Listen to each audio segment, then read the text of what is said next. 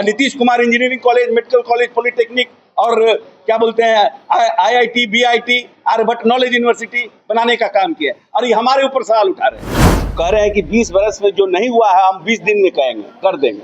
तो 20 बरस में क्या नहीं हुआ यही पूछिए उनसे।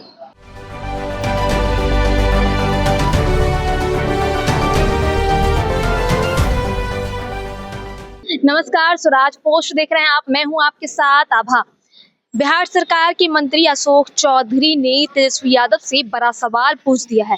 देखिए, सबसे पहले तो नेता प्रतिपक्ष तेजस्वी यादव ने कहा था कि सरकार जो 20 साल में नहीं कर पाई है, तेजस्वी यादव की अगर सरकार आती है तो वो 20 महीने में कर देंगे। तो इसको लेकर जदयू मंत्री अशोक चौधरी ने तेजस्वी यादव से सवाल पूछा। उन्होंने कहा कि पहले उनसे पूछिए कि 20 साल में क्या नहीं हुआ। जब उनकी सरकार थी 15 साल, जब लालू यादव की सरकार रही तो क्या कुछ कहा, क्या NIT या IIT कॉलेज खुला है यहाँ पर, और क्या कुछ कहते नजर आ रहे हैं मंत्री अशोक चौधरी, सुनिए। अच्छा, एक बात बताइए कि डोमिसाइल नीति कहाँ नहीं है?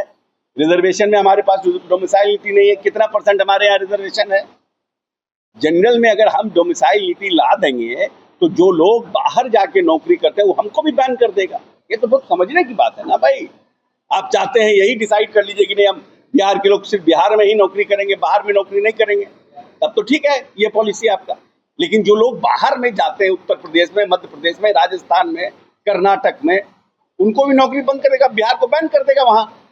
तो जितनी नौकरियां हम क्रिएट कर रहे हैं उससे ज्यादा, लगभग उसी के आसपास नौकरियां बाहर में भी विभिन्न राज्यों में मिलता है, वो भी बैन हो जाएगा।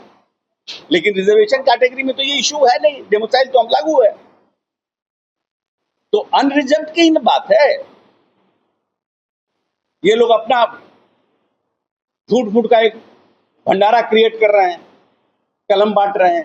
चरवाहा विद्यालय वाले कॉन्सेप्ट के लोग इस प्रदेश में, देश में 70 साल की आजादी के बाद किसी राज्य सरकार ने चरवाहा विद्यालय बनाया?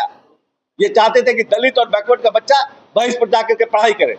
Nitish Kumar engineering college, medical college, polytechnic और क्या बोलते हैं IIT, BIT, Aryabhatta knowledge university बनाने का काम किया और ये हमारे ऊपर सवाल उठा रहे हैं। यहाँ पर SP को AK-47 से लोग रगेद रहा था। क्या हो रहा था सिवान में? कौन लोग थे ये लोग? हमको कह रहे हैं कि हम हथियार बांट रहे हैं। वाह रे वाह, उल्टा चोर कोतवाल को डांटे। कोई दिक्कत नहीं, कोई दिक्कत नहीं है। जिस तरह से लोकसभा में स्मूथ हुआ था वैसे ही विधानसभा में बहुत स्मूथ हो, नो इश्यू। ये सब पहले ही आप ही को बता दें, कैंडिडेट कौन होगा उसके बाद पूछिएगा, कहाँ लड़ रहे भी पूछिएगा। ये सब समय पर बताया जाता है।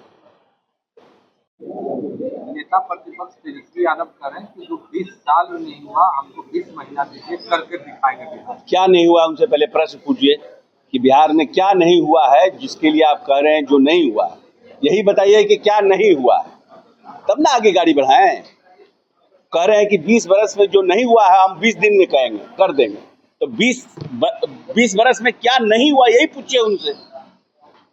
अगली बार जाइएगा उनके प्रेस कॉन्फ्रेंस में पूछिएगा, अशोक चौधरी पूछ रहे कि 20 बरस में क्या नहीं हुआ है, उसी पर आप फोकस कीजिए तो हम उस पर डिटेल बताएंगे। एजुकेशन हब बनाने की बात कर रहे हैं, बिहार में कर रहे हैं कि 2000 एकड़ में एजुकेशन। हम कह रहे हैं कि ये लोग चरवाहा विद्यालय वाले लोग ना हैं, यही लोग ना कहे थे चरवाहा विद्यालय खोले हैं। 90 के पहले 2 मेडिकल कॉलेज बिहार में था। इनके पिताजी को और इनकी पार्टी को 15 साल देश प्रदेश की जनता ने दिया, तो इन्होंने एक कौन सा मेडिकल कॉलेज खोला बताइए? कौन सा इंजीनियरिंग कॉलेज? BIT झारखंड बंटवारा हो गया, फिर भी यहाँ पर थे। BIT का ब्रांच क्यों नहीं खुला? कौन जिम्मेवार है? इस प्रदेश में इतना दिन तक रहे, भारत सरकार में मंत्री रहे, IIT क्यों नहीं बिहार में आया? कौन जिम्मेवार है? NIT किसने लाया इस प्रदेश में? उसके लिए कौन रिस्पॉन्सिबल है? क्या ऐसे कुछ भी बोल दीजिएगा? लेकिन युवा संवाद कर रहे हैं। अरे भाई, युवा संवाद कर रहे हैं तो युवा संवाद कर रहे हैं कहाँ 5 लाख लोगों के बीच में? युवा संवाद उतना में तो सब 5,000 का तो कैपेसिटी है गांधी बापू सभागार का। तो उसमें कौन बहुत ठीक है कर रहे हैं, अपना संवाद कर रहे हैं, बोल रहे हैं। वाले ने कह रहे हैं कि हम लोग कलम बांट रहे हैं, वो लोग आर्म्स लाइसेंस कौन आर्म्स लाइसेंस बटा है? सरकार में आर्म्स लाइसेंस बांटे जा रहे हैं। कहाँ आर्म्स लाइसेंस? ऐसे ही हवा में बात कर रहे हैं, आर्म्स लाइसेंस बांट रहे हैं। किसको आर्म्स लाइसेंस दिया गया? कितने लोगों को आर्म्स लाइसेंस दिया गया? हमने निर्णय किया कि जो लोगों पर खतरा है उनको आर्म्स लाइसेंस दिया जा सकता है। जो पंचायत खतरा तो सर आम लोगों को भी है। नहीं, कौन आम, जिनको आम लोग भी अप्लाई करता है, जिनको लगता है जिन डिस्ट्रिक्ट मजिस्ट्रेट में कमिटी है वो देती है। ये तो एक जनरल प्रोसेस है सरकार का भाई। आपके प्रोफेसर बनने पे भी सवाल खड़ा कर रहे थे। हाँ, तो इसलिए कि लोग पढ़े लिखे नहीं हैं।